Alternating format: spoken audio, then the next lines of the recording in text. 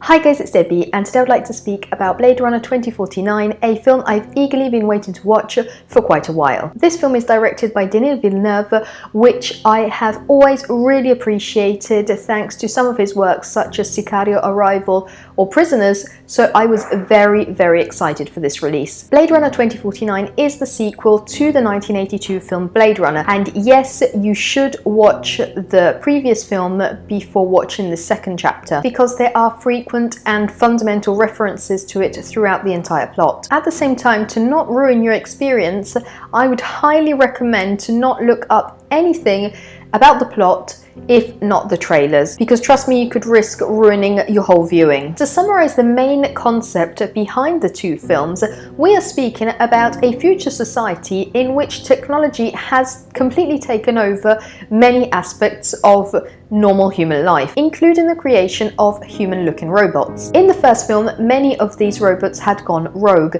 and members of the police, called Blade Runners, were assigned the task to track them down and kill them. In Blade Runner 2049, we once again visit this society, but 30 years later, a time in which most of these robotic replicants are not considered dangerous. On the contrary, they are created to aid human life. In general, the coexistence between human life and technology has evolved to the point of nearly crossing the border, that invisible wall between mankind and robots. The new hands behind the creation of these new replicants are those of Mr. Wallace, portrayed by Jared Leto, an overambitious megalomaniac with a creepy god complex which creates thousands of replicants. Some of these replicants, some robots, mostly the older models, are still considered dangerous, and Kay, a replicant member of the LAPD, portrayed by Ryan Gosling, is on the mission to hunt them down. I do not want to spoil the plot in any way, so I'll try and put my words down in the most cautious manner possible. Let's say that Kay's investigation takes a dark twist when he comes across some disturbing and disconcerting facts while investigating some replicants. Kay and the LAPD are completely bewildered by their discoveries and engage upon a mission to find out more about the matter. Kay is the main man or robot assigned to the case, and his investigations lead him to meet many figures around Los Angeles, some which are eager to help him, others which would prefer to see him with a gun pointed to his head. Alongside his work, Kay also struggles with his own personal issues and has the support of a holographic artificial intelligence, Joy, with which he has a very intimate relationship. I personally really enjoyed Blade Runner 2049, although I don't particularly like the 1982 film. I found this 2017 chapter more engaging, and I found it provided particular attention to giving us more details about the world in which our characters live. The Blade Runner universe has always had a lot of action, but it's always been more about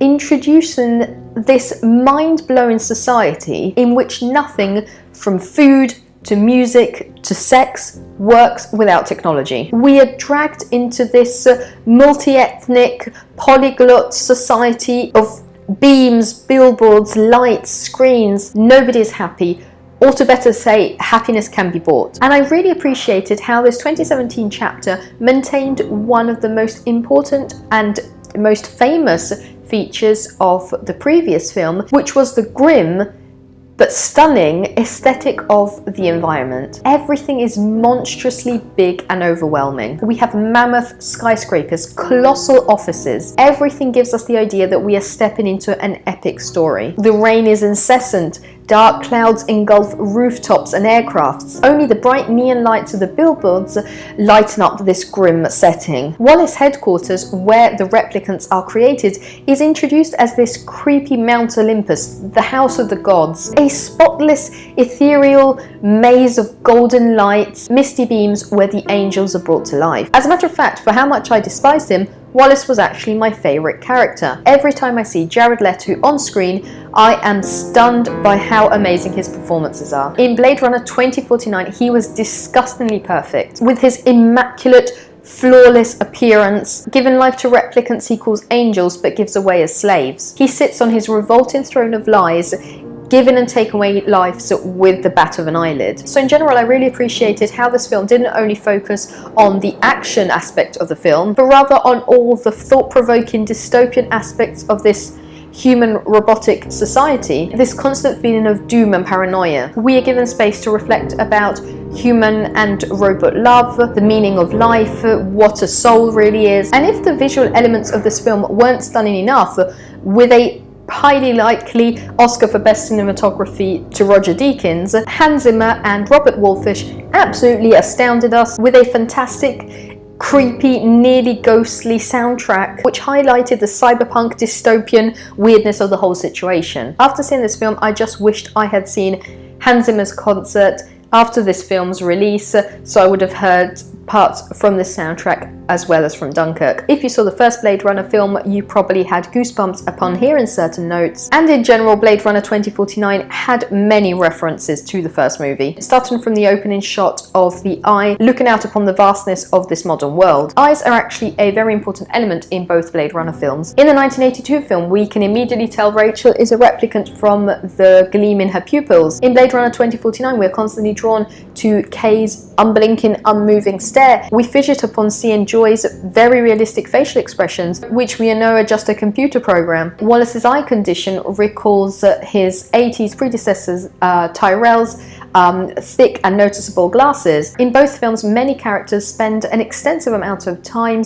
looking at photographs, zooming in on evidence, taking examinations through the retina. It's nearly as if eyes were there to determine the presence of a soul. Another iconic aspect of the first film was the quality of the dialogues. Even disregarding the famous "I've seen things you people wouldn't believe" monologue, many lines in the film were very well thought and remained with the viewer for a very long time. And this happens again in Blade Runner 2049 with quotes such as "every civilization was built on the back of a disposable workforce," or for example, "pain reminds you the joy you felt was real," both by Wallace. I'm still debating whether I liked Ryan Gosling's performance here, because I know he had to portray an individual wired for obedience, a computer mind created from scratch. So I'm aware that his acting was limited in this sense, but in some moments I found it just pushed to the blank stare limit. We know his character has more potential. We saw his outbursts. We see him feeling something, reacting to certain moments. So I would have liked to see more to his personality. Let me know if you saw Blade Runner 2049 with a comment here below.